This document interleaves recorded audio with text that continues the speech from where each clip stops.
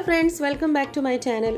आज मी तुम्हाला दाखवणार आहे कोकणातली सुप्रसिद्ध अशी खापरोळी आणि रस। सो खापरोळीसाठी सुरुवातीला आपल्याला काय साहित्य लागतं बघूया। अर्धा वाटी चणा डाळ, अर्धा वाटी उडदाची डाळ, अर्धा वाटी मूग डाळ। आता हे तिन्ही साहित्य मिळून होणार 1.5 वाटी, म्हणून मी त्याच्या दुप्पट म्हणजे 3 वाटी तांदूळ घेतले। बरोबर त्यांच्या दुप्पट प्रमाण घ्यायचं। गावठी तांदूळ घेतलेत मी इथे। जाडं मीठ घेतले 2 चमचे आणि 1 चमचा मेथीचे दाणे घेतलेत। आता हे सगळं साहित्य मीठ बाजूला काढायचं। बाकी सगळं साहित्य स्वच्छ धुवून आपल्याला 5 ते 6 तासांसाठी भिजवून ठेवायचं आहे।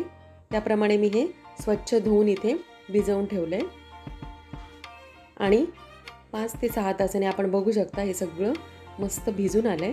आता हे मी सगळं एकत्र करून छान वाटून घेते मिक्सरमध्ये। कमीत कमी पाणी घालून वाटायचं आहे। अशा पद्धतीने वाटून मी एका मोठ्या भांड्यामध्ये हे काढून घेतलंय आणि आता ओव्हरनाईट फर्मेंटेशनसाठी ठेवलंय। अशा पद्धतीने दुसऱ्या दिवशी सकाळी आपल्याला मस्तपैकी खापरोळीचं पीठ रेडी होऊन येतं आणि त्याच्यामध्ये मी अजूनही मीठ ॲड केलेलं नाही, कुठेच मीठ ॲड केलेलं नाही, कारण मीठ ॲड करण्याची एक टेक्निक आहे। आता इथे आपण मिठामध्ये पाणी घालून घेऊया आणि छान हे सगळं विरघळवून घेऊया। आपण ऑथेंटिक पद्धतीने खापरोळी पूर्वी कशी केली जायची तशी पद्धत मी तुम्हाला दाखवते।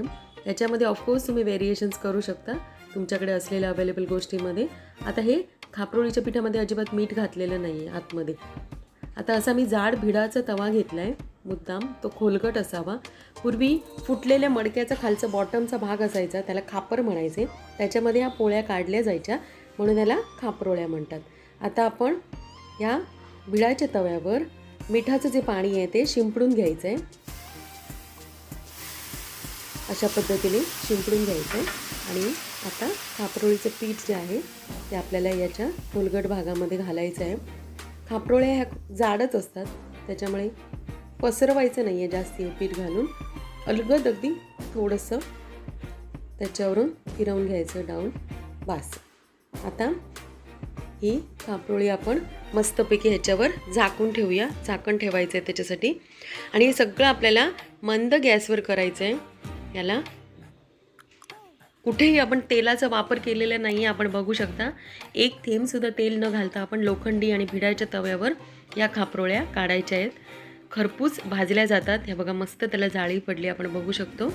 आणि छान आता हे आपल्याला काढून घ्यायचे आणि खापरोळ्या ह्या परतायच्या नसतात, म्हणूनच आपण झाकून या मंद गॅसवर शिजवून घ्यायचे आहेत। अशा पद्धतीने आपली खापरोळी रेडी झाली आहे। ती आता मी काढून घेते। शक्यतो केळीच्या पानावरच काढा असेल तुमच्याकडे अवेलेबल तर, कारण त्याचे पण गुणधर्म याच्यामध्ये ॲड होतात। आणि ही खापरोळी सर्व करायची आहे नारळाच्या गोड रसाबरोबर। ही कशी सर्व करायची मी तुम्हाला सांगते। ही आता मी इथून मधून कट करून घेतले आहेत आणि रसामध्ये डिरेक्टली या खापरोळ्यांचे तुकडे आपण घालायचे असतात, म्हणूनच या मुद्दाम आपण जाड ठेवतो करताना। आणि अशा पद्धतीची खापरोळी आणि नारळाचा रस तुम्ही नक्की करून बघा आणि कसा झाला आहे तुम्हाला नक्की कळवा। नारळाचा गोड रस कसा करायचा याची रेसिपी मी शिरवाळे आणि रस या रेसिपीमध्ये शेअर केलेलीच आहे आणि या डिस्क्रिप्शन बॉक्समध्ये मी त्याची लिंक पण देते बरोबर।